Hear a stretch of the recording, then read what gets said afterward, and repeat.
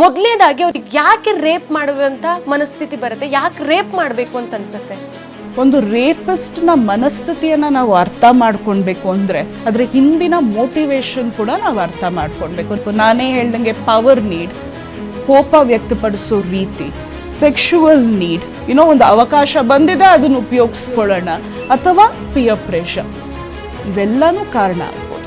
Security ಇಲ್ಲ, ಭಯ ಇಲ್ಲ. ಸೊ ಇವೆಲ್ಲ ಆದಾಗ ಪ್ರೇರಣೆ ಪ್ಲಸ್ ಪಾಪ ಪ್ರಜ್ಞೆ ಇಲ್ಲದಿರುವಿಕೆ ಪ್ಲಸ್ ಒಂದು ಅವಕಾಶ ಲಭ್ಯವಾದಾಗ ಕೆಲವೊಮ್ಮೆ ರೇಪ್ಗಳ ಸಾಧ್ಯತೆ ಜಾಸ್ತಿ ಆಗ್ತಾ ಹೋಗುತ್ತೆ. ನಮಸ್ಕಾರ, ಈ ದಿನ .comಗೆ ಸ್ವಾಗತ. ನಾನು GM ಪವಿತ್ರ. ಅತ್ಯಾಚಾರ ಪ್ರಕರಣಗಳು ದಿನದಿಂದ ದಿನಕ್ಕೆ ಜಾಸ್ತಿ ಆಗ್ತಾ ಇದೆ. 3 ವರ್ಷದ ಮಗುನಿಂದ ಹಿಡಿದು 60 ವರ್ಷದ ವಯಸ್ಸಾದವರ ತನಕ ಕೂಡ ಅತ್ಯಾಚಾರಕ್ಕೆ ಒಳಗಾಗ್ತಿದ್ದಾರೆ. ಆದ್ರೆ ಅತ್ಯಾಚಾರಿಗಳ ಮನಸ್ಥಿತಿ ಯಾವ ರೀತಿ ಇರುತ್ತೆ, ಅವ್ರಿಗೆ ಯಾಕೆ ಅತ್ಯಾಚಾರ ಮಾಡ್ಬೇಕು ಅನ್ನೋ ವಿಕೃತ ಮನಸ್ಸು ಬರುತ್ತೆ ಅನ್ನೋ ಬಗ್ಗೆ ಇವತ್ತಿನ ಈ ವಿಡಿಯೋದಲ್ಲಿ ಚರ್ಚೆ ಮಾಡ್ತಾ ಹೋಗೋಣ. ಇವತ್ತು ನಮ್ಮ ಜೊತೆ ಇದ್ದಾರೆ ಸೈಕಾಲಜಿಸ್ಟ್ ಆದಿದಂಥ ಅಶ್ವಿನಿ NV ಅವರು. ಮೇಡಮ್ ನಮಸ್ತೆ, ಕಾರ್ಯಕ್ರಮಕ್ಕೆ ಸ್ವಾಗತ. ಮೇಡಮ್, ಮೊದಲನೇದಾಗಿ ನಾನು ಆಗ್ಲೇ ಹೇಳ್ದಾಗೆ ಒಂದು 3 ವರ್ಷದ ಮಗುನಿಂದ ಹಿಡಿದು 60 ವರ್ಷದ ಮುದುಕಿ ಆದ್ರೂ ಸಾಕು, ಒಟ್ನಲ್ಲಿ ಒಂದು ಹೆಣ್ಣಾದ್ರೆ ಸಾಕು ಅನ್ನುವಂತ ಮನಸ್ಥಿತಿಗಳು ರೇಪಿಸ್ಟ್ ಗಳಿಗಿರುತ್ತೆ. ಮೊದಲನೇದಾಗಿ ಅವ್ರಿಗೆ ಯಾಕೆ ರೇಪ್ ಮಾಡುವಂತ ಮನಸ್ಥಿತಿ ಬರುತ್ತೆ, ಯಾಕೆ ರೇಪ್ ಮಾಡಬೇಕು ಅಂತ ಅನ್ಸುತ್ತೆ?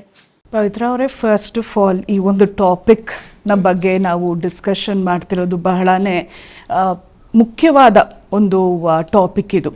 ಯಾಕಂದರೆ ರೇಪ್ ಅಂದ ತಕ್ಷಣ ಬರೀ ಲೀಗಲ್ ಪರ್ಸ್ಪೆಕ್ಟಿವ್ ಬಗ್ಗೆ ಮಾತ್ರ ನಾವು ಮಾತಾಡ್ತೇವೆ, ಸೈಕಲಾಜಿಕಲ್ ಪರ್ಸ್ಪೆಕ್ಟಿವ್ ನಾವು ಮಾತಾಡೋದೇ ಇಲ್ಲ.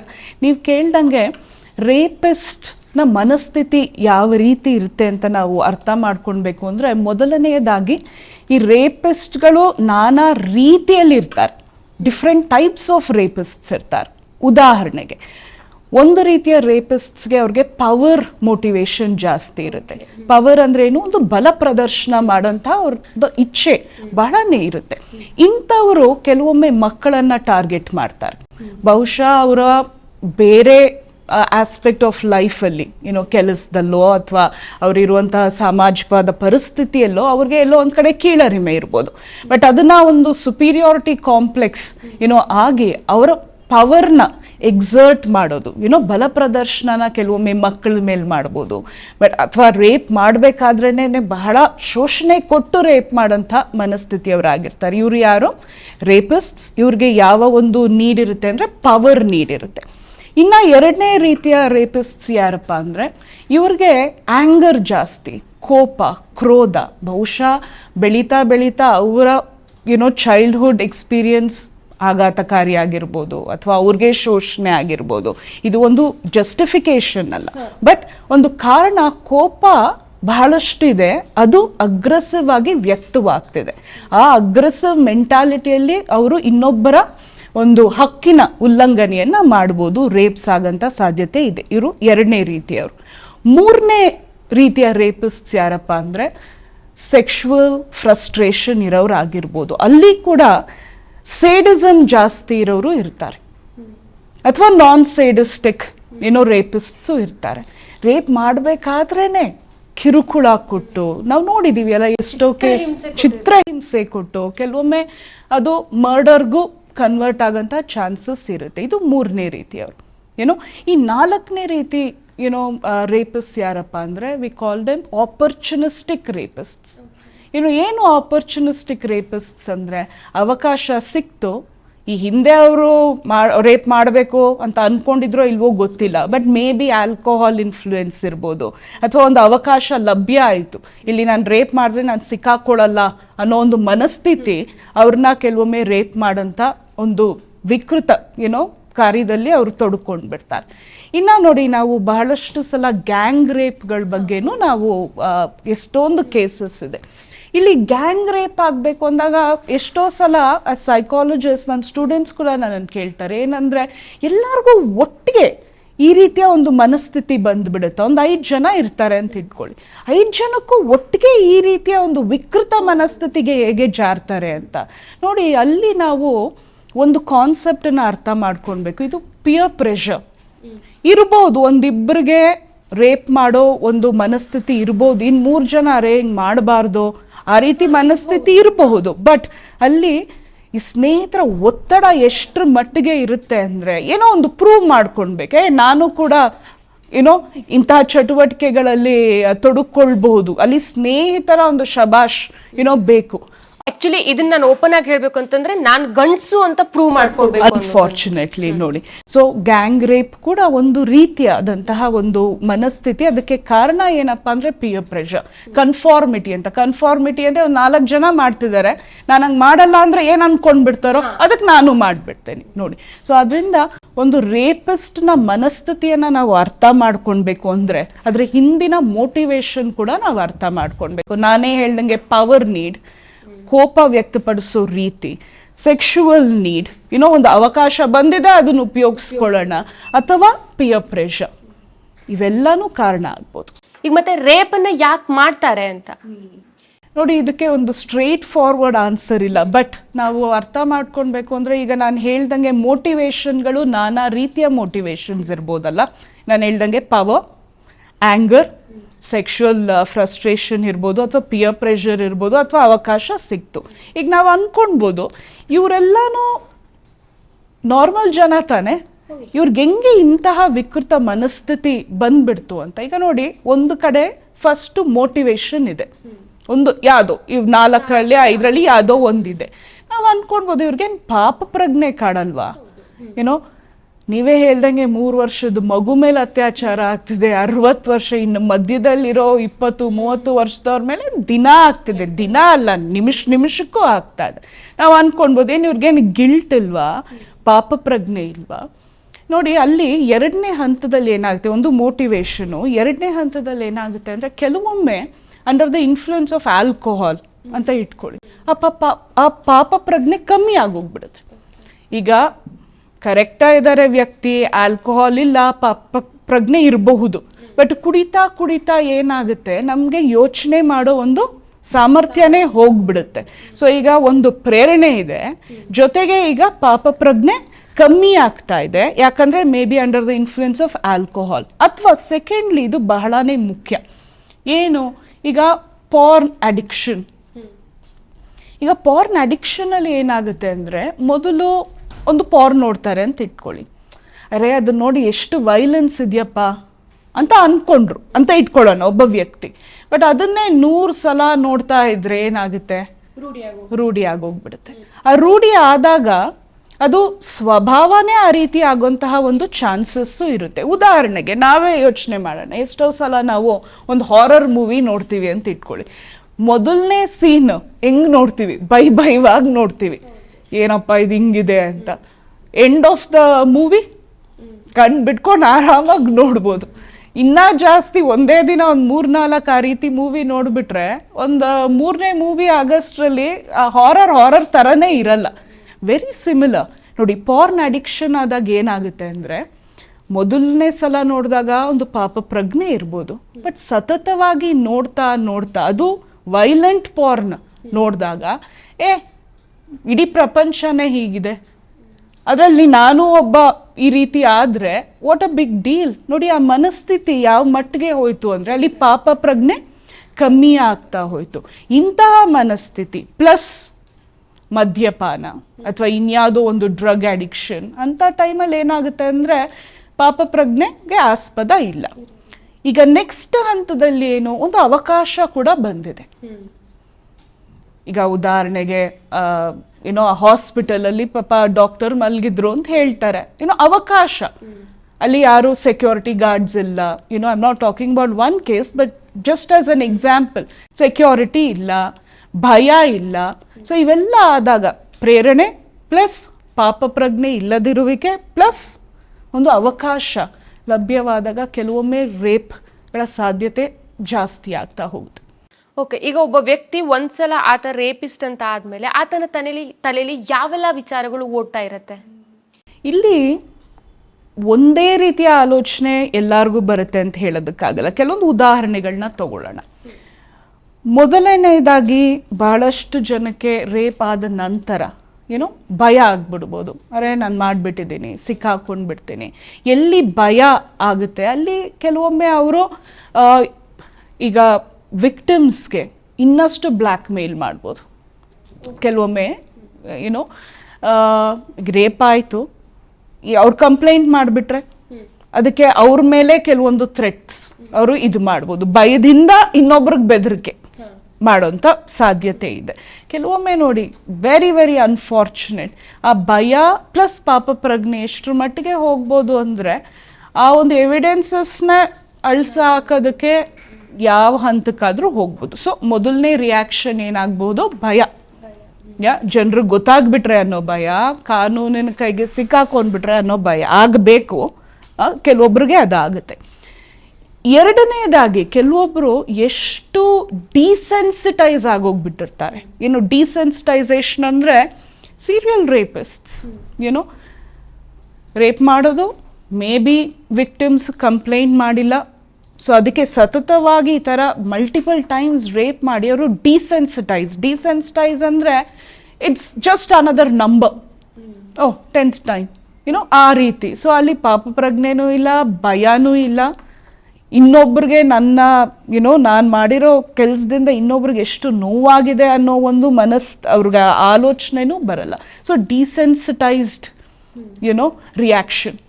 ಇನ್ನು ಮೂರನೇವ್ರು, ನಾವು ಎಷ್ಟೋ ಬೇಕಾದ್ರೆ ನೆಟ್ಫ್ಲಿಕ್ಸಲ್ಲಿ ಎಷ್ಟೊಂದು ಕೇಸಸ್ ಬಗ್ಗೆ ಎಲ್ಲ ಇದೆ, ನಾವು ಓದಿದ್ರೂ ಕೆಲವೊಬ್ಬರು ರೇಪಿಸ್ಟ್ಸ್, ಇದನ್ನು ನಾವು ಆ್ಯಂಟೈ ಸೋಷಿಯಲ್ ಪರ್ಸ್ನಾಲಿಟಿ ಡಿಸಾರ್ಡರ್, ಈ ಕಾಯಿಲೆ ಇರೋಂಥ ಕೆಲವೊಬ್ಬರು ರೇಪಿಸ್ಟ್ಸ್, ಅವ್ರಿಗೆ ಇಟ್ಸ್ ಆಲ್ಸೋ ಫಾಲ್ಸ್ ಕಾನ್ಫಿಡೆನ್ಸ್ ಕೂಡ ಬಂದ್ಬಿಡ್ಬೋದು.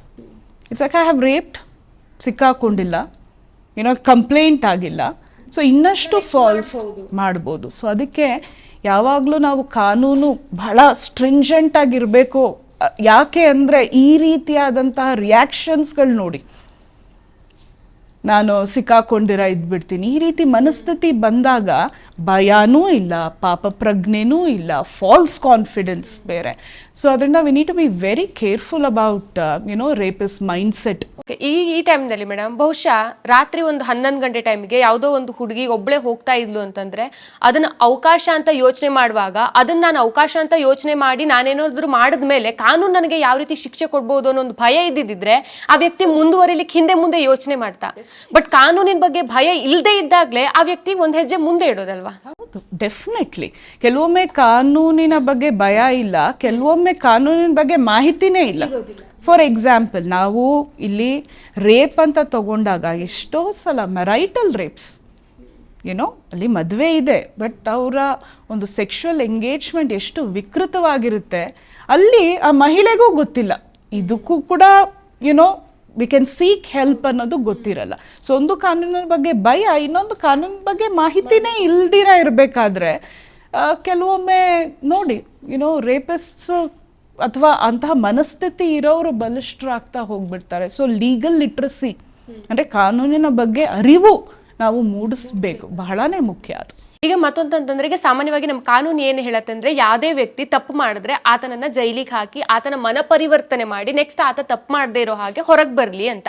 ಬಟ್ ಈ ರೇಪಿಸ್ಟ್ಗಳು ಒಂದ್ಸಲ ಕಲ್ಪ್ರಿಟ್ ಆಗಿ ಒಳಗಡೆ ಹೋದ್ಮೇಲೆ, ಜೈಲಿಗೆ ಹೋದ್ಮೇಲೆ ಹೊರಗಡೆ ಬರುವಾಗ ನಾರ್ಮಲ್ ವ್ಯಕ್ತಿಗಳಾಗಿ ಬರ್ತಾರ ಅಥವಾ ಆ ರೇಪಿಸ್ಟ್ ಮನಸ್ಥಿತಿಲೇ ಹೊರಗೆ ಬರ್ತಾರ? ಇದು ನಾನು ಒಂದು ಥಿಯರಿಟಿಕಲ್ ಉತ್ತರ ಮಾತ್ರ ನೀಡೋದಕ್ಕೆ ಸಾಧ್ಯ. ನೋಡಿ ಪವಿತ್ರ ಅವರೇ, ಬಹಳಷ್ಟು ಕೇಸ್ಗಳು ರಿಸರ್ಚ್ ಮುಖಾಂತರ ಬೇರೆ ಬೇರೆ ಪೇಪರ್ಸಲ್ಲಿ ನೋಡಿರೋದ್ರ ಪ್ರಕಾರ ಕೆಲವೊಮ್ಮೆ ಜೈಲಲ್ಲಿ ಇದ್ದು ಅದಾದ ನಂತರ ಹೊರಗಡೆ ಬಂದು ಇಂಥದೇ ಅಪರಾಧಗಳನ್ನ ಮಾಡಿ ಮತ್ತೆ ಹೋಗಿರೋಂಥ ಎಷ್ಟೊಂದು ಕೇಸಸ್ಸು ಇದೆ. ಸೊ ಅದರಿಂದ ನಾವು ಒಂದು ಅರ್ಥ ಮಾಡ್ಕೊಳ್ಬೇಕು, ವಿತಿನ್ ದ ಲೀಗಲ್ ಸಿಸ್ಟಮ್ ರೀಹ್ಯಾಬಿಲಿಟೇಷನ್ಗೆ ನಾವು ಬಹಳನೇ ಒತ್ತನ್ನು ಕೊಡಬೇಕು. ಯಾಕಂದರೆ ಹೈಪೋಥೆಟಿಕಲಿ ಐ ಆಮ್ ಸೇಯಿಂಗ್, ಈಗ ಒಂದು 20 ವರ್ಷ ಜೈಲಲ್ಲಿದ್ದರು, ಅವ್ರಿಗೆ ಅಲ್ಲಿ ಸೈಕಲಾಜಿಕಲ್ ರಿಹ್ಯಾಬಿಲಿಟೇಷನ್ ಕೂಡ ಬಹಳನೇ ಮುಖ್ಯ. ಅಲ್ಲಿ ನಾನಾ ರೀತಿಯ ಸೈಕಲಾಜಿಕಲ್ ಟ್ರೀಟ್ಮೆಂಟ್ಸ್ ಬೇಕಾಗ್ಬೋದು. ಒಂದು ಸೈಕ್ಯಾಟ್ರಿಕ್ ಕೇರ್ ಇರ್ಬೋದು, ದಟ್ ಮೀನ್ಸ್ ಮೆಡಿಕೇಶನ್ಸ್ ಬೇಕಿರ್ಬೋದು, ಅಥವಾ ಈವನ್ ಕೌನ್ಸಿಲಿಂಗ್ ಮತ್ತು ಸೈಕೋಥೆರಪಿ. ಅವ್ರಿಗೇನೋ ಪರ್ಸ್ನಲಿ ಆಘಾತ ಆಗಿದೆಯೋ ಗೊತ್ತಿಲ್ಲ, ಅವರು ಚೈಲ್ಡ್ಹುಡಲ್ಲಿ ಕೆಲವೊಮ್ಮೆ ಇದೆ, ಇವತ್ತಿನ ಒಂದು ಅಬ್ಯೂಸರು ಈ ಹಿಂದೆ ಅವ್ರ ಚೈಲ್ಡ್ಹುಡಲ್ಲಿ ಅವರೇ ವಿಕ್ಟಿಮ್ ಆಗಿರಬಹುದು. ಹಂಗನ್ಬಿಟ್ಟು ವಿ ಕೆನಾಟ್ ಬಿ ಜಸ್ಟಿಫೈಯಿಂಗ್ ಅವ್ರು ಈಗೇನು ಮಾಡ್ತಿರೋ ಕೆಲಸ, but healing is important so that repeat offence ಆಗ್ದಿರ ನಾವು ತಡಿಬೋದು. So I think rehabilitation, especially psychological rehabilitation ಒಂದು it should become part and parcel of the legal system.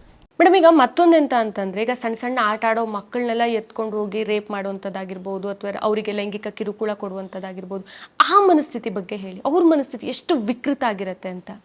ನಾವು ಫಸ್ಟ್ ಆಫ್ ಆಲ್ ನೋಡಿ, ರೇಪ್ ಬಗ್ಗೆ ಮಾತಾಡಬೇಕಾದ್ರೆ ಅದ್ರ ಜೊತೆಗೆ ಮಕ್ಕಳ ಮೇಲೆ ಆಗುವಂತಹ ಲೈಂಗಿಕ ಕಿರುಕುಳದ ಬಗ್ಗೆನೂ ನಾವು ಮಾತಾಡಬೇಕು. ಅದರಲ್ಲಿ ಈ ಮಕ್ಕಳ ಮೇಲೆ ಲೈಂಗಿಕ ಕಿರುಕುಳ ಕೊಡ್ತಾರೆ ಅಲ್ಲ, ಅಂತಹ ಅಬ್ಯೂಸರ್ಸ್ನ ಮನಸ್ಥಿತಿ ಅರ್ಥ ಮಾಡ್ಕೊಳ್ಳೋದಕ್ಕಿಂತ ಮುಂಚೆ ನನಗೆ ಇನ್ನೊಂದು ವಿಚಾರದ ಬಗ್ಗೆ ಮಾತಾಡಬೇಕು. ಏನಪ್ಪ ಅಂದರೆ, every time child sexual abuse topic ಬಂದಾಗ ನಾವು ಹೇಳೋದು ಏನು, good touch, bad touch. But ನೋಡಿ, ಎಷ್ಟೋ ರೀತಿಯ ಲೈಂಗಿಕ ಕಿರುಕುಳ ಮಕ್ಕಳಿಗೆ ನೀಡೋದು ಅಲ್ಲಿ ಟಚ್ಚೇ ಇರಲ್ಲ. ಉದಾಹರಣೆಗೆ, ಮಕ್ಕಳಿಗೆ ನೀಲಿ ಚಿತ್ರ ತೋರಿಸೋದು, ಅದು ಚೈಲ್ಡ್ ಸೆಕ್ಷುವಲ್ ಅಬ್ಯೂಸಾ? 100%. ಬಟ್ ಅಲ್ಲಿ ಟಚ್ ಇಲ್ಲ. ಅಥವಾ ಒಂದು ಮಗು ಬಟ್ಟೆ ಬದಲಾಯಿಸ್ತಾ ಇದ್ರೆ ಅಥವಾ ಸ್ನಾನ ಮಾಡ್ತಿದ್ರೆ ನೋಡೋದು, ಅಲ್ಲಿ ಟಚ್ ಇದೆಯಾ? ಟಚ್ ಇಲ್ಲ. ಅಥವಾ ಒಂದು ಮಗುಗೆ ವಾಟ್ಸಾಪ್ ಮುಖಾಂತರ ಒಂದು ನೀಲಿ ಚಿತ್ರನ ಕಳಿಸೋದು, ಅಥವಾ ಕೆಟ್ಟದಾಗಿ ಒಂದು ಸೆಕ್ಷುವಲಿ ಎಕ್ಸ್ಪ್ಲಾಯ್ಟೇಟಿವ್ ಮೆಸೇಜ್ ಕೊಡೋದು, ಅಲ್ಲಿ ಟಚ್ ಇದೆಯಾ? ಇಲ್ಲ. ಇನ್ನು ಸೆಕ್ಸ್ಟಿಂಗ್ ಅಂತ ಕರಿತೇವೆ. ಅಥವಾ ಫೋನ್ ಮಾಡಿ ನಾನು ಹಾಗೆ ಮಾಡ್ತೀನಿ ಹೀಗೆ ಮಾಡ್ತೀನಿ ಅಂತ ಹೇಳೋದು, ಮಾಡಲ್ಲ, ಬಟ್ ಅದು ಸೆಕ್ಷುವಲ್ ಅಬ್ಯೂಸಾ? ಖಂಡಿತ. ಸೊ ಬಹಳಷ್ಟು ಸಲ ಈ ಮಕ್ಕಳ ಮೇಲೆ ಲೈಂಗಿಕ ದೌರ್ಜನ್ಯ ಮಾಡೋರು ಶುರು ಮಾಡೋದು ಸಂಪರ್ಕ ರಹಿತ ಲೈಂಗಿಕ ಕಿರುಕುಳಗಳಿಂದ. ಅಂದರೆ ಏನು, ಕಾಂಟ್ಯಾಕ್ಟ್ ಇಲ್ಲ ಅಲ್ಲಿ. ಅದಾದ ನಂತರ they may sexually exploit the child, ಸಂಪರ್ಕ ಸಹಿತ. ಸೊ ಮೊದಲನೇ ಟಾಪಿಕ್ ನಾವೇನು ಮಕ್ಕಳ ಜೊತೆ ಮಾತಾಡಬೇಕು ಅಂದರೆ, ಅಲ್ಲಿ ಟಚ್ ಇಲ್ದಿರ ಇದ್ರೂ ಅದು ಕೂಡ ಲೈಂಗಿಕ ಕಿರುಕುಳ ಆಗಿರುತ್ತೆ. ಅದನ್ನು ಕೂಡ ಕಂಪ್ಲೇಂಟ್ ಮಾಡಬೇಕು ಅಂತ ಹೇಳಬೇಕು. ಇನ್ನೊಂದು ಕನೆಕ್ಟೆಡ್ ಟು ಯೋರ್ ಕ್ವೆಶ್ಚನ್ ಪವಿತ್ರ, ಏನು ಅವ್ರ ಮನಸ್ಥಿತಿ ಹೇಗಿರುತ್ತೆ ಅಂತ ನೋಡಿ, ಅಲ್ಲಿನೂ ಕೂಡ ಎರಡು ರೀತಿ ನಾವು ನೋಡ್ಬೋದು. ಒಂದು ಆಪರ್ಚುನಿಸ್ಟಿಕ್ ಸೆಕ್ಷುವಲ್ ಅಬ್ಯೂಸರ್ಸ್, ಅಂದರೆ ಏನು, ಅವಕಾಶ ಸಿಕ್ತು, ಮಕ್ಕಳ ಮೇಲೆ ಕಿರುಕುಳ ಕೊಟ್ಟರು, ದೌರ್ಜನ್ಯ ಮಾಡಿದ್ರು, they will get caught mostly. ಅವಕಾಶ ಸಿಕ್ತು, ದೇ ಅಬ್ಯೂಸ್ಡ್. ಬಟ್ ಎರಡನೇ ಕ್ಯಾಟಗರಿ ಇದೆ ಅಲ್ವಾ, ಅವರು ಅವಕಾಶಗಳನ್ನ ಕ್ರಿಯೇಟ್ ಮಾಡ್ಕೊಳ್ತಾರೆ. ಉದಾಹರಣೆಗೆ ನಮ್ಮ ದೇಶದಲ್ಲಾಗಲಿ ಬೇರೆ ದೇಶಗಳಾಗಲಿ ಎಷ್ಟೋ ಜನ ಟೀಚರ್ಸ್ ಆಗಿರೋದೆ ಮಕ್ಕಳಿಗೆ ಈಸಿ ಆಕ್ಸೆಸ್ ಇರಲಿ ಅಂತ. ಇವರು ನೋಡಿ ಆಪರ್ಚುನಿಸ್ಟಿಕ್ ಅಬ್ಯೂಸರ್ಸ್ ಅಲ್ಲ, ಅವಕಾಶಕ್ಕೆ ವೆಯ್ಟ್ ಮಾಡಲಿಲ್ಲ, ಅವಕಾಶಗಳನ್ನ ಕ್ರಿಯೇಟ್ ಮಾಡಿಕೊಂಡ್ರು. ಸೊ ಅವ್ರು ಹೇಗಿರ್ತಾರೆ ಅಂದರೆ, ಕೆಲವೊಮ್ಮೆ ಸಮಾಜದಲ್ಲಿ ಎಷ್ಟು ನಂಬಿಕೆನ ಗಳಿಸ್ಬಿಟ್ಟಿರ್ತಾರೆ ಅಂದರೆ, ಮಕ್ಕಳೇ ಇವ್ರು ನಮ್ಗೆ ಅಬ್ಯೂಸ್ ಮಾಡಿದ್ರು ಅಂದರೆ ಬೇರೆಯವರು ನಂಬ್ದಿರ ಇರೋದಕ್ಕೆ. ಇದನ್ನು ನಾವು ಗ್ರೂಮಿಂಗ್ ಅಂತ ಕರಿತೇವೆ. ಗ್ರೂಮಿಂಗ್ ಅಂದರೆ ಅಲ್ಲಿ ಮಕ್ಕಳನ್ನ ಮಾತ್ರ ಗ್ರೂಮ್ ಮಾಡಲ್ಲ, ಸಮಾಜ ಅವರಿರೋ ವಾತಾವರಣದಲ್ಲಿ ಯಾರ್ಯಾರಿದ್ದಾರೆ ಎಲ್ಲರನ್ನೂ ಗ್ರೂಮ್ ಮಾಡಿರ್ತಾರೆ. ಗ್ರೂಮಿಂಗ್ ಅಂದರೆ ಏನು? ಗ್ರೂಮಿಂಗ್ ಅಂದರೆ ಒಂದು ಮಗು ಜೊತೆ ನಂಬಿಕೆನ ಗಳಿಸೋದು, ಟ್ರಿಕ್ಗಳನ್ನ ಯೂಸ್ ಮಾಡೋದು, ಅದಾದ ನಂತರ ಅಬ್ಯೂಸ್ ಮಾಡೋದು, ಆ್ಯಂಡ್ ಅಬ್ಯೂಸ್ ಬಗ್ಗೆ ಮಾತಾಡ್ದಿರೋ ರೀತಿಯಲ್ಲಿ ಬ್ಲ್ಯಾಕ್ ಮೇಲ್ ಮಾಡೋದು. ಈ ಟ್ರಿಕ್ಗಳು ನಾನಾ ರೀತಿಯವಾಗಿರ್ಬೋದು. ಒಂದು example I am just taking, ಏನೋ ಆ ಮಗು ಏನೋ ಒಂದು ತಪ್ಪು ಮಾಡಿದೆ, ಆ ತಪ್ಪು ಬಗ್ಗೆ ನಾನು ಯಾರಿಗೂ ಹೇಳಲ್ಲ ಅನ್ನೋದು, ಅದಾದ ನಂತರ ಆ ತಪ್ಪನ್ನ ಇಟ್ಕೊಂಡು ನಾನು ಇದ್ರ ಬಗ್ಗೆ ಹೇಳಬಾರ್ದು ಅಂದರೆ ನಾನು ನಿನ್ಗೆ ಅಬ್ಯೂಸ್ ಮಾಡಿದ್ರೆ ಅದ್ರ ಬಗ್ಗೆ you need to keep quiet ಅಂತ. ನೋಡಿ, ದಿಸ್ ಇಸ್ ಗ್ರೂಮಿಂಗ್. ಈ ಗ್ರೂಮ್ ಮಾಡಿದಾಗ ಏನಾಗುತ್ತೆ ಅಂದರೆ, ಮಕ್ಕಳು they don't talk about it. ಈ ಗ್ರೂಮಿಂಗ್ ಏನು ಬರೀ ಮಕ್ಳಿಗೆ ಮಾತ್ರ ಅಲ್ಲ, you are talking about rape against adults also. ಎಷ್ಟೋ ಸಲ ವಯಸ್ಕರಿಗೂ ಗ್ರೂಮಿಂಗ್ ಮಾಡಿಬಿಟ್ಟಿರ್ತಾರೆ. ಸೊ ದೇರ್ ಫಾರ್ ಏನು ನಾವು ಮನಸ್ಸಿನಲ್ಲಿ ಇಟ್ಕೊಳ್ಬೇಕು ಅಂದರೆ, ಅಬ್ಯೂಸರ್ಸ್ನ ಮನಸ್ಥಿತಿ ಕೆಲವೊಮ್ಮೆ ಅವಕಾಶ ಸಿಕ್ತು ಅಬ್ಯೂಸ್ ಮಾಡಿದ್ರು ಅಲ್ಲ, ಅವಕಾಶಗಳನ್ನ ಸೃಷ್ಟಿ ಮಾಡ್ಕೊಳ್ಳೋಂಥ ಪ್ಲ್ಯಾನಿಂಗ್ ಮಾಡಿರ್ತಾರೆ. ಸೊ ಅದರಿಂದ ಎಷ್ಟೋ ಸಲ ನಮ್ಮ ಮಕ್ಳಿಗೆ ಇಷ್ಟು ದಿನ ಏನು ಮಾಡಿದೆ, ಯಾಕೆ ಹೇಳಲಿಲ್ಲ ಅನ್ನೋದ್ರು ಒಂದು ಅಲ್ಲಿ ಕೋಪ ಇರುತ್ತೆ, ನೋವು ಇರಬಹುದು. ಬಟ್ ಆದರೆ ನಾವೇನು ಅರ್ಥ ಮಾಡ್ಕೊಳ್ಬೇಕು ಅಂದರೆ, ಈ ಮಗುನ ಅವರು ಗ್ರೂಮ್ ಮಾಡಿದ್ರು. ಗ್ರೂಮ್ ಮಾಡೋದು ಅಂದ್ರೆ ಏನು, ನಂಬಿಕೆನ ಗಳಿಸಿ ಟ್ರಿಕ್ಗಳನ್ನ ಮಾಡಿ ಅಬ್ಯೂಸ್ ಮಾಡಿ ನಂತರ ಬ್ಲ್ಯಾಕ್ ಮೇಲ್ ಮಾಡಿದಾಗ ನಾವು ಮಗು ಮೇಲೆ ಕೋಪ ಮಾಡ್ಕೊಳೋದಕ್ಕಿಂತ ಈ ರೀತಿ ಮೈಂಡ್ಸೆಟ್ ಇರೋರು ಮಕ್ಕಳ ಮೇಲೆ ಲೈಂಗಿಕ ಕಿರುಕುಳ ಕೊಡ್ತಾರೆ ಅನ್ನೋದು ನಾವು ಅರ್ಥ ಮಾಡ್ಕೊಳ್ಬೇಕಾಯ್ತು. ಮೇಡಮ್, ಈಗ ಮತ್ತೊಂದಂತಂದ್ರೆ ನಮ್ಮ ಸಮಾಜದಲ್ಲಿ ಸಾಮಾನ್ಯವಾಗಿ ರೇಪ್ ಆಯ್ತು ಅಂದಾಗ ಒಂದಿಷ್ಟು ಮಿತ್ಸ್ಗಳು ಬರುತ್ತೆ. ಫಾರ್ ಎಕ್ಸಾಂಪಲ್, ಹೆಣ್ಮಕ್ಳು ಆ ಬಟ್ಟೆ ಹಾಕಬಾರ್ದಿತ್ತು, ಅವಳು ಆ ಬಟ್ಟೆ ಹಾಕಿದ್ದಕ್ಕೆ ಹಂಗೆ ರೇಪ್ ಆಯ್ತು, ಹೆಣ್ಮಕ್ಳು ಶೋ ಆಫ್ ಮಾಡ್ತರು ಅಂತ ಆಗಿರ್ಬೋದು. ಮತ್ತೊಂದು, ಲೇಟ್ ನೈಟಲ್ಲಿ ಹೆಣ್ಮಕ್ಳಿಗೆ ಹೊರಗಡೆ ಹೋಗೋ ಕೆಲಸ ಎಂತ ಇರ್ತದೆ, ಆ ಲೇಟ್ ನೈಟಿಗೆ ಹೊರಗಡೆ ಹೋದ್ರೆ ರೇಪ್ ಆಗೇ ಆಗ್ತದೆ. ಈ ಮಾತುಗಳನ್ನು ಸಹ ನಾವು ಕೇಳಿದ್ದೇವೆ. ಈ ಮಿತ್ಸ್ಗಳ ಬಗ್ಗೆ ಏನು ಹೇಳ್ತೀರಾ? ವೆರಿ ಅನ್ಫಾರ್ಚುನೇಟ್ ಅಲ್ವಾ ಪವಿತ್ರ? ಈಗ ನೀವೇ ಪ್ರೋಗ್ರಾಮ್ ಶುರು ಮಾಡಿದಾಗ ಹೇಳ್ರಿ, 3 ವರ್ಷದ ಮಗು 2 ವರ್ಷದ ಮಕ್ಕಳ ಮೇಲೆ ಅತ್ಯಾಚಾರ ಆಗ್ತಿದೆ, ಹಾಸ್ಪಿಟ್ಲಲ್ಲಿರೋ ಪೇಷಂಟ್ಸ್ಗಳ ಮೇಲೆ ಆಗ್ತಾ ಇದೆ, ವೃದ್ಧರ ಮೇಲೆ ಆಗ್ತಾ ಇದೆ. ನಾವು ಬಟ್ಟೆ ವಿಚಾರವಾಗಿ ಮಾತಾಡಿದ್ರೆ ಅಲ್ಲಿ ಏನಾಗುತ್ತೆ ಅಂದರೆ, ಪ್ರಾಬ್ಲಮ್ ಇರೋದು ರೇಪಿಸ್ಟ್ಸ್ದು, ಬಟ್ ನಾವು ಸೊಲ್ಯೂಷನ್ಸ್ ಹುಡುಕ್ಬಿಡ್ತೀವಿ ಅಂತ ಹೋಗ್ತಾ ಇರೋದು ವಿಕ್ಟಿಮ್ಸ್. ಇದು ವಿಕ್ಟಿಮ್ ಬ್ಲೇಮಿಂಗ್ ಅಷ್ಟೇ, ನಾನ್ಸೆನ್ಸ್. ಈಗ ನೋಡಿ, 1 ವರ್ಷದ ಮಗುಗೆ ಏನ್ ಡ್ರೆಸ್ ಹಾಕೊಂಡಿತ್ತು ಆ ಮಗು? ಎಷ್ಟೋ ಸಲ ಫ್ಯಾಮಿಲಿ ಮೆಂಬರ್ಸ್ ಮಾಡಿದ್ದಾರೆ ಅಲ್ಲ. ಸೊ ಅದರಿಂದ ಈ ವಿಕ್ಟಿಮ್ ಬ್ಲೇಮಿಂಗ್ ಮೈಂಡ್ ಸೆಟ್ನ ಬಿಟ್ಟರೆ ಅಟ್ಲೀಸ್ಟ್ ರಿಯಲ್ ಸೊಲ್ಯೂಷನ್ಸ್ ನಾವು ಹುಡುಕೋ ಒಂದು ಪ್ರಯತ್ನನಾದರೂ ಮಾಡ್ಬೋದು. ಇಲ್ಲಿ ಏನು ಅಂದರೆ ಡೈವರ್ಷನ್. ಒಂದು ಕೇಸ್ ಆಯಿತು ತಕ್ಷಣ ವಿಕ್ಟಿಮ್ ಕ್ಯಾರೆಕ್ಟರಿಸ್ಟಿಕ್ಸ್ನ ಹುಡ್ಕೋದು. ಅಂದರೆ ಟೈಮ್ ಏನು, ಜಾಗ ಏನು. So you forgot about abuser, you forgot about perpetrator. So ಅದನ್ನು ನಾವು ವಿ ನೀಡ್ ಟು ಚೇಂಜ್. ಇದು ಒಂದು myth. Abuser, rapist mindset change ಆಗಿದ್ದು ಇನ್ಯಾರೋ ಹಾಕ್ಕೊಂಡಿದ್ದು ಬಟ್ಟೆಯಿಂದ ಅಂತ ಖಂಡಿತ ಆಗಲಿಲ್ಲ. ಯಾಕಂದರೆ ನೀವು ಹಿಂದೆ ಕೇಳಿದಾಗ ರೇಪ್ ಯಾಕೆ ಆಗುತ್ತೆ ಅಂದಾಗ ನಾನು ಹೇಳಿದೆ ಅಲ್ಲ, ಫಸ್ಟ್ ಮೋಟಿವೇಶನ್ ಇತ್ತು, ಅದಾದ ನಂತರ ಗಿಲ್ಟ್ ಕಮ್ಮಿ ಆಯಿತು. ಅದನ್ನು ನಾವು ಮರಿಬಾರ್ದು. ಇನ್ನೊಂದು ಮಿತ್ತು, ಒಂದು ಟೈಮಿಂಗ್ಸ್ ಮಿತ್ ಇದೆ. ನೋಡ್ಬೋದು ನಾವು ಸ್ಟ್ಯಾಟಿಸ್ಟಿಕ್ಸಲ್ಲಿ ನೋಡಿದ್ರೆ ನೈಟೇ ಆಗ್ತಾ ಇದೆಯಾ? ಇಲ್ಲ.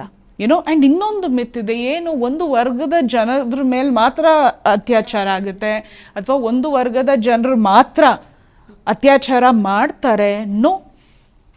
ನಾವು ಎಕ್ಸಾಂಪಲ್ಸ್ಗಳು ನೋಡಿದಾಗ ಯಾರು ಅಬ್ಯೂಸರ್ಸ್ ಇರ್ತಾರೆ, ರೇಪಿಸ್ ಇರ್ತಾರೆ, ಎಲ್ಲ ಬ್ಯಾಕ್ಗ್ರೌಂಡಿಂದ ಬರ್ತಾ ಇದ್ದಾರೆ.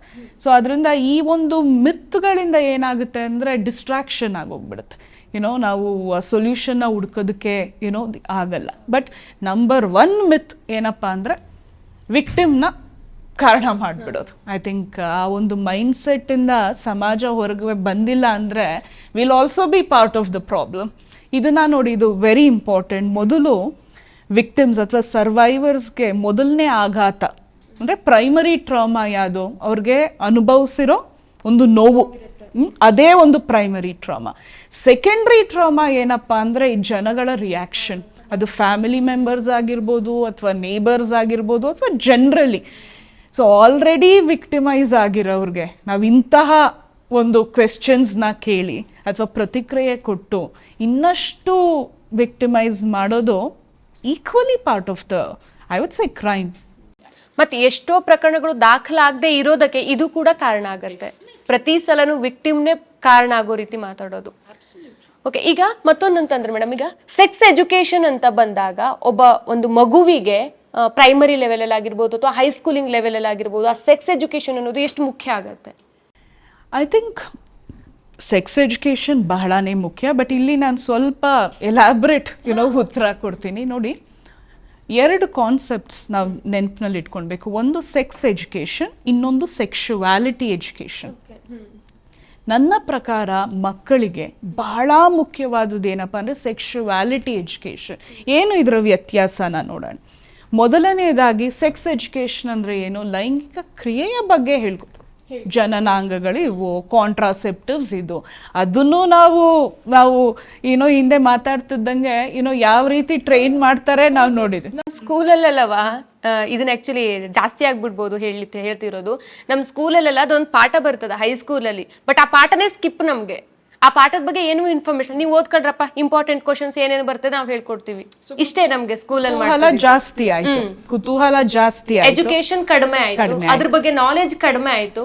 ಆಗ ಬೇರೆ ಬೇರೆ ಕಡೆ ನೋಡೋದು ಜಾಸ್ತಿ ಆಗ್ತದೆ. ಡೆಫಿನೆಟ್ಲಿ ಕೆಟ್ಟ ಕುತೂಹಲ ಬರುತ್ತೆ ಅಲ್ಲಿ. ಅದನ್ನ ಮಾಡಬೇಡಿ ಅಂದ್ರೆ ಇದೆ ಅಲ್ಲಿ ಟೆಕ್ಸ್ಟ್ ಬುಕ್ಕಲ್ಲೇ ಇದೆ, ಅರೆ ನಾವು ಹೇಳ್ಕೊಡ್ತಿಲ್ಲ ಅಂದರೆ ಕೆಟ್ಟ ಕುತೂಹಲ ಜಾಸ್ತಿ ಆಗುತ್ತೆ. ಸಿ ಇದು sex education, but very important ಏನಪ್ಪ ಅಂದರೆ ಸೆಕ್ಷುವಾಲಿಟಿ ಎಜುಕೇಷನ್. ಸೆಕ್ಷುವಾಲಿಟಿ ಎಜುಕೇಷನಲ್ಲಿ ಸೆಕ್ಸ್ ಒಂದು ಭಾಗ ಅಷ್ಟೇ.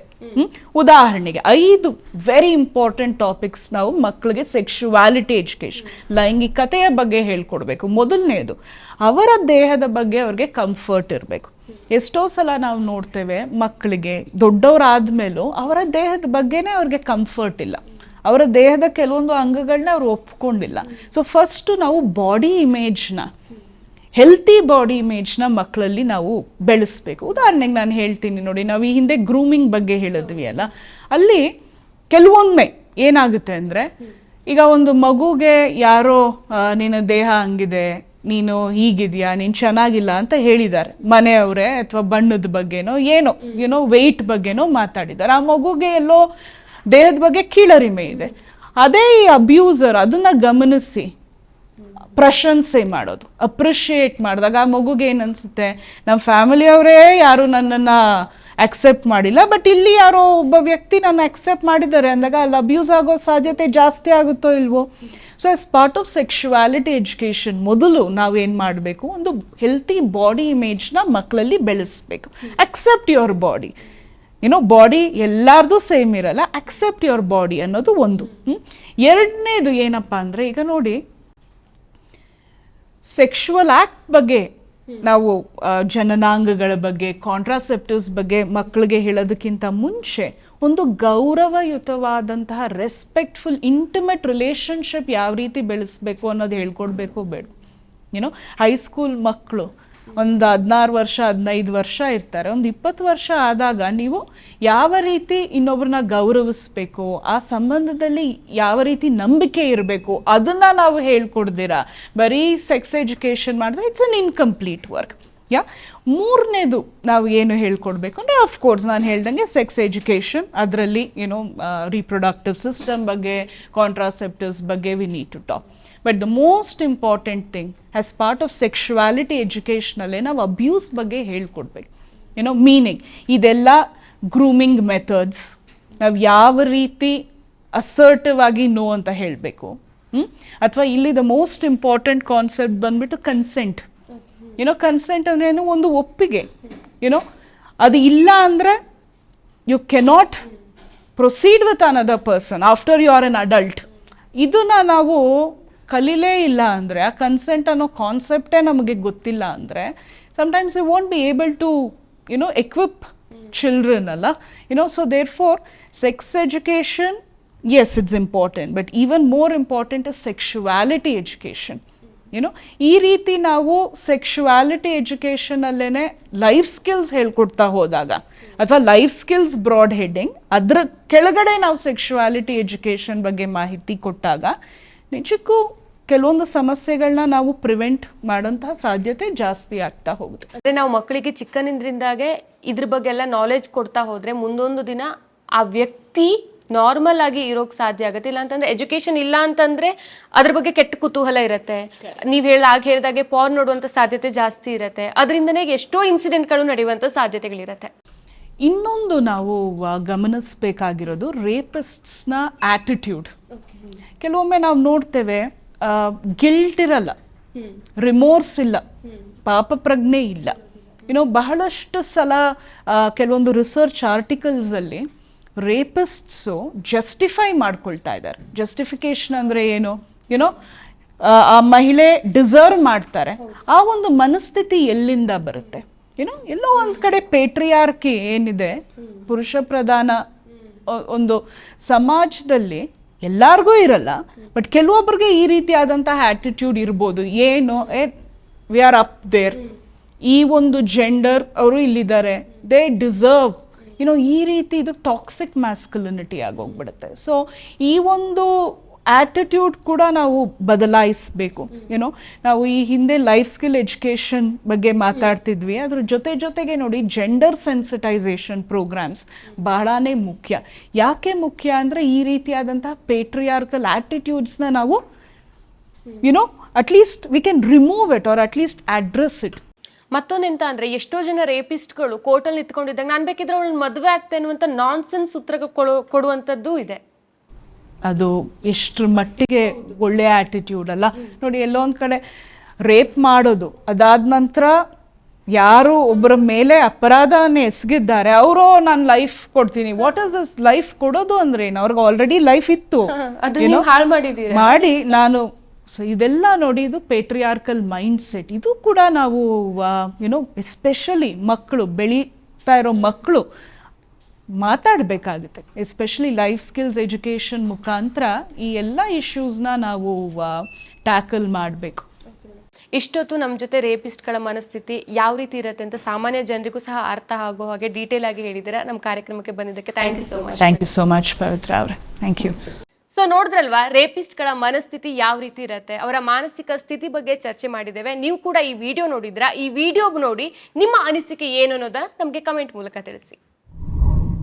ಮತ್ತಷ್ಟು ವಿಶೇಷ ವಿಡಿಯೋಗಳನ್ನು ನೋಡಲು ಮತ್ತು ಹೊಸ ವಿಡಿಯೋಗಳ ಬಗ್ಗೆ ತಿಳಿಯಲು ಈ ದಿನ .com ಯೂಟ್ಯೂಬ್ ಚಾನೆಲ್ ಸಬ್ಸ್ಕ್ರೈಬ್ ಮಾಡಿ ಮತ್ತು ಬೆಲ್ ಐಕಾನ್ ಕ್ಲಿಕ್ ಮಾಡಿ.